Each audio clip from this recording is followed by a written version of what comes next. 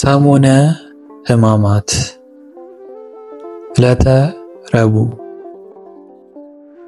በቅዱስ ማቴዎስና በቅዱስ ማርቆስ አመዘጋገብ መሰረት በዕለተ ረቡዕ የሚከተሉት 3 ነገሮች ተፈጽመዋል።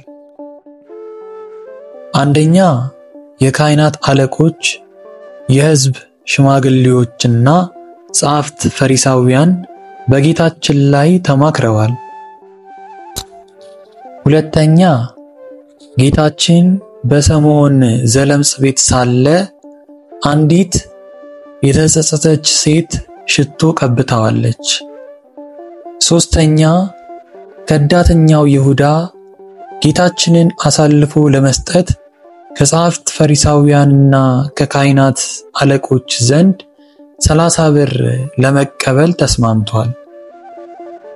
የካህናት አለቆችና የሕዝብ ሹማምንት በጌታችን ላይ ይሙት በቃ ለመወሰን የሰበሰቡት ሸንጎ ሲኒሃድሪየም ይባላል። በዚህ ሸንጎ ላይ በአብዛኛው የተሰየሙት ሰዱቃውያን ሲሆኑ ሌሎቹ ደግሞ ጻፍት ፈሪሳውያን ነበሩ። ሸንጎ በአጠቃላይ 72 አባላት የነበሩት ሲሆን የሚመራውም በሊቀ ካህናቱ በቀያፋ ነበር። በዕለቱ ጌታችን ኢየሱስ ክርስቶስ እንዴት ይዘው እንደሚገድሉት አይሁድ በዚህ ሸንጎ መክረዋል። ከዳተኛው ይሁዳም ጻፍት ፈሪሳውያንንና የካህናት አለቆች በጌታ ላይ የነበራቸውን ጥላቻ ያውቅ ስለነበር ምን ልትሰጡኝ ትወዳላችሁ? እኔም አሳልፌ እሰጣችኋለሁ በማለት ጌታችንን አሳልፎ ሊሰጣቸው እንደሚችል ተስማምቷል።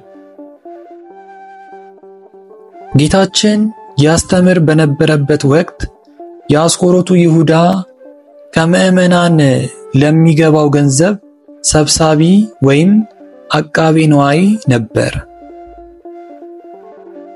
ከሚሰበሰበው ሙዳየ ምጽዋት ለግል ጥቅሙ እየቀረጠ የማስቀረት የእጅ አመል ነበረበት።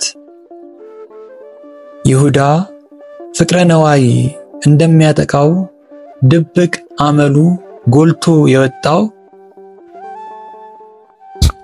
ጌታችን በለምጻሙ በስምዖን ቤት ሳለ አንዲት ሴት ዋጋው ውድ የሆነ ሽቶ በቀባችው ጊዜ ነው።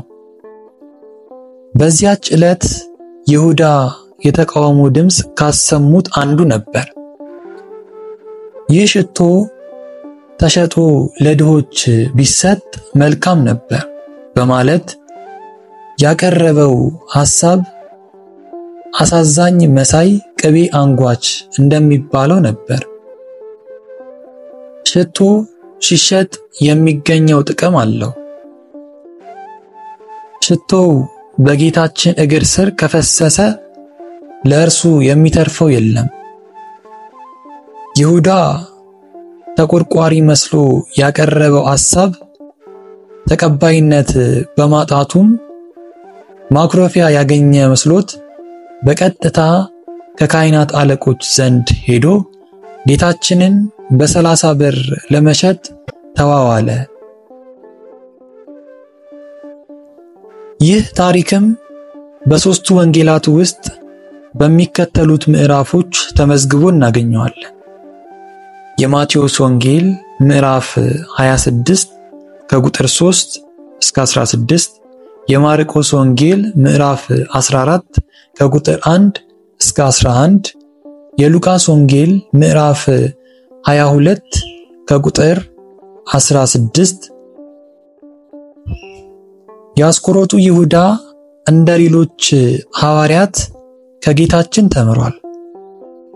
በረከተ ኅብስቱን ተመግቧል። ልዩ ልዩ ተአምራት በጌታችን እጅ ሲደረጉ ሁሉ ተመልክቷል። ጌታችንም ከሌሎች ሐዋርያት ሳይለየው እግሩን አጥቦታል። ከዳተኛው ይሁዳ ግን ለሐዋርያነት የጠራውን ተንበርክኮ እግሩን ያጠበውን ጌታ ለሞት አሳልፎ ሰጥቶታል። የሰው ልጅስ ስለ እርሱ እንደተጻፈ ይሄዳል። ነገር ግን የሰው ልጅ አልፎ ለሚሰጥበት ለዚያ ሰው ወዮለት ተብሎ እንደተጻፈ። ሌሎች ሐዋርያት ከጌታችን ዘንድ ፍቅሩን ገንዘብ ሲያደርጉ፣ ይሁዳ ግን እርግማንን ነው ያተረፈው። ገንዘብ የኃጢአት ስር ነው ተብሎ እንደተነገረ የኃጢአት ስር የተባለው ገንዘብ የክርስቲያኖችን ሕይወት ያዳክማልና ምዕመናን እንደ ይሁዳ በገንዘብ ፍቅር እንዳንወድቅ መጠንቀቅ ያስፈልጋል።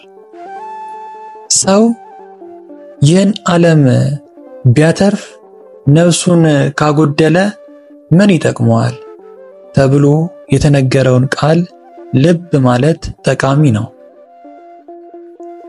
ክርስቲያን ነን በማለት የክርስትናውን ስም በመያዝ እምነታቸውን የቆሙበትን ዓላማ በመገንዘብ የሚለውጡ ሰዎች ዛሬም እንደ ይሁዳ ጌታችንን እየሸጡ እንደሆነ ሊገነዘቡት ይገባል።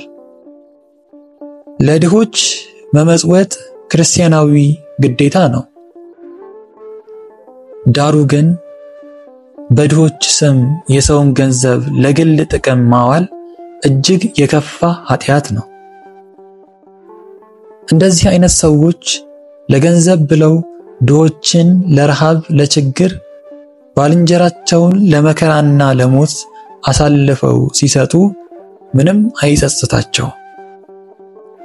እውነተኛ ክርስቲያኖች ግን ሕይወታችንን ለገንዘብ ፍቅር ሳይሆን ለእምነታችንና ለባልንጀራችን አሳልፈን መስጠት ይኖርብናል። በፍቅረ ነዋይ ተጠምደን ሰዎችን አሳልፎ በመስጠት ለአይሁዳዊ ሸንጎ ምቹ ሆነን መገኘት እንደሌለብን መገንዘብ አለብን። ወስብሐት ለእግዚአብሔር ወለወላዲቱ ድንግል ወለመስቀሉ ክቡር አሜን። ለዚህ ቻናል አዲስ ከሆናችሁ ቻናሉን ሰብስክራይብ እንዲሁም የደውል ምልክቷን በመጫን ቤተሰብ ይሁኑ።